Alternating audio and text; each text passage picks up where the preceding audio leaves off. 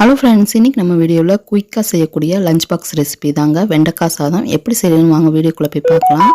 அதுக்கு முன்னாடி இந்த சேனல் நீங்கள் சப்ஸ்கிரைப் பண்ணாமல் பார்த்துட்டு இருந்தால் சப்ஸ்கிரைப் பண்ணிவிட்டு பக்கத்தில் இருக்க பெல் ஐக்கானை கிளிக் பண்ணுங்கள். இப்போ வாங்க வீடியோக்குள்ளே போய் பார்க்கலாம். ஒரு கடாய் வச்சு கடாயில் 2 ஸ்பூன் அளவுக்கு எண்ணெய் சேர்த்துருக்கேங்க.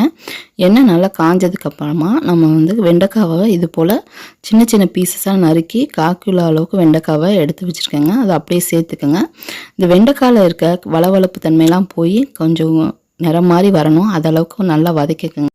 இந்த வெண்டைக்காய் டக்குன்னு வதங்கி வரதுக்காக இதுலேயே இந்த ஸ்டேஜில் 1/4 ஸ்பூன் அளவுக்கு உப்பு சேர்த்துக்கிறேங்க. உப்பு சேர்க்கறதுனால ஈஸியாக வதங்கி வந்துடும். ஒரு 5 நிமிஷம் நல்லா வதங்கி வந்ததுக்கப்புறமா நம்ம இதை அப்படியே ஒரு பாத்திரத்துக்கு மாற்றி எடுத்து வச்சுருவோங்க. இப்போ அதே கடாயிலே 2 ஸ்பூன் அளவுக்கு எண்ணெய் சேர்த்துருக்கேங்க.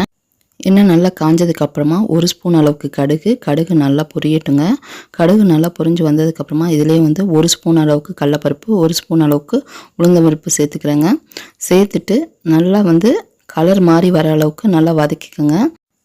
ஓரளவுக்கு கடலைப்பருப்பு உளுந்தம்பருப்பு வதங்கி வந்ததுக்கப்புறமா 2 வரமிளகாவை சேர்த்துருக்கேங்க. சேர்த்துட்டு லைட்டாக வதங்கி வரட்டும். இதிலே ஒரு 2 பல் அளவுக்கு பூண்டு பல் சேர்த்துக்கிறேன். ஒரு கொத்த அளவுக்கு கருவேப்பிலையை சேர்த்துக்கிறேங்க. இந்த கருவேப்பிலை நல்லா வதங்கி வந்ததுக்கப்புறமா இதிலே ஒரு பெரிய வெங்காயத்தை நீள்வாக்கில் நறுக்கி எடுத்து வச்சுருக்கேன். அதை அப்படியே சேர்த்துக்கிறேங்க. இந்த வெங்காயம் நல்லா கலர் மாதிரி வரணும். அது அளவுக்கு நல்லா வதக்கிக்கோங்க. வெங்காயம் ஓரளவுக்கு கலர் சேஞ்ச் ஆகி வந்ததுக்கப்புறமா 2 தக்காளி, பழுத்த தக்காளியாக எடுத்து வச்சுருக்கேன். அதை அப்படியே சேர்த்துக்கோங்க. சேர்த்து நல்லா வதக்கி விடுங்க. இதில் 1/4 ஸ்பூன் அளவுக்கு மஞ்சத்தூள் சேர்த்துக்கிறேங்க. மஞ்சத்தூள் சேர்த்துட்டு இதில் 1 ஸ்பூன் அளவுக்கு வரமிளகாத்தூள் சேர்த்துக்கிறேன். 1 ஸ்பூன் அளவுக்கு வீட்டிலே அரைச்சி குழம்பு மிளகாத்தூள் சேர்த்துக்கிறேங்க. இதில் கொஞ்சமாக கரம் மசாலா தூள் சேர்த்துக்கிறேங்க வாசத்துக்காக. சேர்த்துட்டு நல்லா வதக்கி விடுங்க. இந்த வெங்காயம், தக்காளி, மசாலாலாம் நல்லா வதங்கி வரட்டுங்க.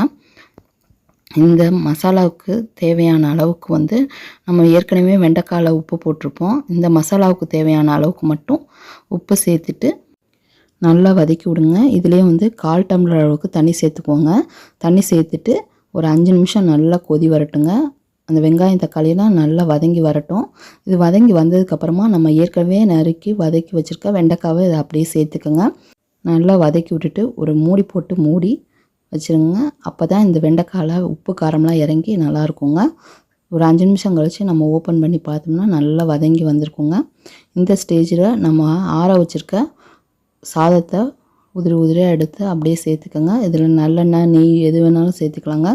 சேர்த்துட்டு நல்லா பெரட்டி விட்டோம்னா ஒரு மத்தியானத்துக்கு சாப்பிட்றதுக்கு நல்லா சூப்பராக இருக்குங்க. குழந்தைங்க டக்குன்னு சாப்பிட்டுட்டு வந்துடுவாங்க.